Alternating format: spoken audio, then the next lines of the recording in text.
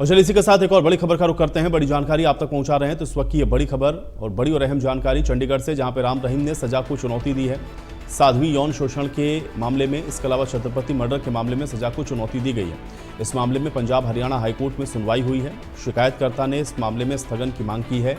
CBI को high court ने फटकार भी लगाई है। केस की डेट लेनी थी तो स्लिप लगानी थी, ये बात हाईकोर्ट ने कही है।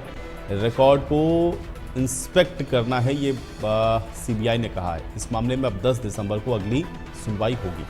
ये बड़ी खबर आप तक पहुंचा रहे हैं। ये इस वक्त की बड़ी और अहम जानकारी है चंडीगढ़ से, जहां पर राम रहीम ने सजा को चुनौती दी है। तो ये बड़ी खबर है।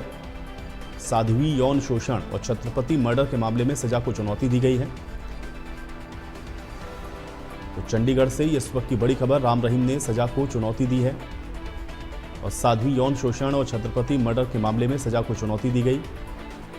इस मामले में पंजाब हरियाणा हाईकोर्ट में सुनवाई हुई है। तो ये इस वक्त की बड़ी और अहम जानकारी है। शिकायतकर्ता ने इस मामले में स्थगन की मांग की है और सीबीआई को हाईकोर्ट ने फटकार लगाई। बड़ी और अहम जानकारी, बड़ी खबर चंडीगढ़ से, जहां पे राम रहीम ने सजा को चुनौती दी।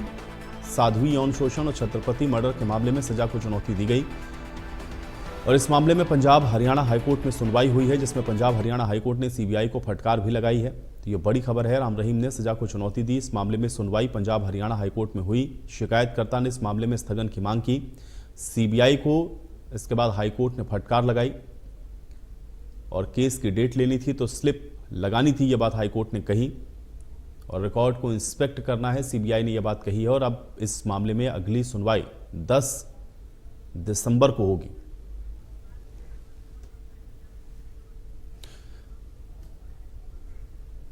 और साक्षी हमारे साथ जुड़ रही जानकारी के साथ। साक्षी, साध्वी यौन शोषण के मामले में सजा को चुनौती दी गई। पंजाब हरियाणा हाईकोर्ट ने आज इसको लेकर के सीबीआई को फटकार भी लगाई, क्या जानकारी? जी बिल्कुल, देखिए आपको बता दें कि साध्वी यौन शोषण और पत्रकार छत्रपति के कत्ल मामले में अपनी सजा को गुरमीत राम रहीम ने चुनौती दी है। और आपको बता दें कि पंजाब एंड हरियाणा हाईकोर्ट में आज इस पूरे मामले में सुनवाई भी हुई और शिकायतकर्ता की ओर से मामले में आपको बता दें कि एडजर्नमेंट मांगी गई और सीबीआई को हाईकोर्ट ने इस दौरान जब सुनवाई हुई तो फटकार भी लगाई, क्योंकि सीबीआई ने कहा था कि उन्हें रिकॉर्ड को इंस्पेक्ट करना है और कोर्ट ने कहा है कि अगर केस की डेट ही लेनी थी और एडजर्न ही करवाना था तो एक स्लिप भेजनी थी। कोर्ट का समय जो है वो खराब नहीं करना चाहिए था, क्योंकि दोनों ही पक्षों में आर्गुमेंट नहीं हो रहे थे। इसीलिए कोर्ट ने कहा कि अगर आर्ग्यू नहीं करना था तो भी कोर्ट को बताएं और एक स्लिप लगाकर सिर्फ नेक्स्ट डेट ले लें।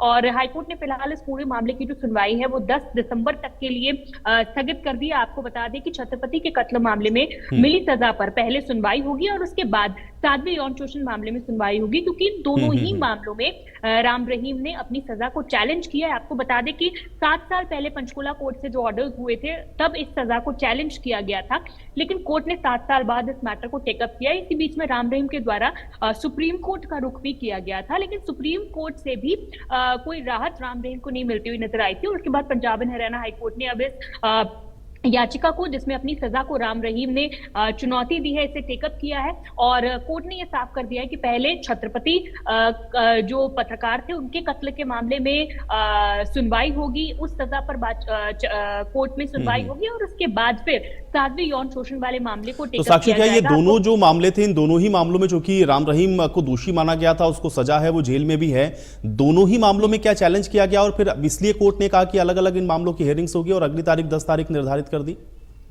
जी बिल्कुल, दोनों ही मामलों में मिली हुई सजा को राम रहीम ने चैलेंज किया है। जिस तरह छत्रपति कत्ल मामले की बात करें तो उसमें उम्र कैद की सजा उन्हें दी गई है और साध्वी यौन शोषण मामले में 10-10 साल की जो सजा है वो उन्हें दी गई है। और फिलहाल अपनी वही सजा जो है गुरमीत राम रहीम जेल में इस वक्त काट भी रहा है और कोर्ट ने फिलहाल अब इन मामलों को टेकअप किया है और दोनों ही मामलों की सजा को जिस तरह राम रहीम ने चैलेंज किया है तो दोनों ही मामलों में सुनवाई होगी, लेकिन पहले छत्रपति वाले मामले में सुनवाई होगी और इस मामले में कुछ भी डिसीजन होने के बाद साध्वी यौन शोषण वाले मामले की सुनवाई को टेकअप किया जाएगा। चलिए, बहुत शुक्रिया साक्षी, तमाम बातचीत और जानकारी के लिए।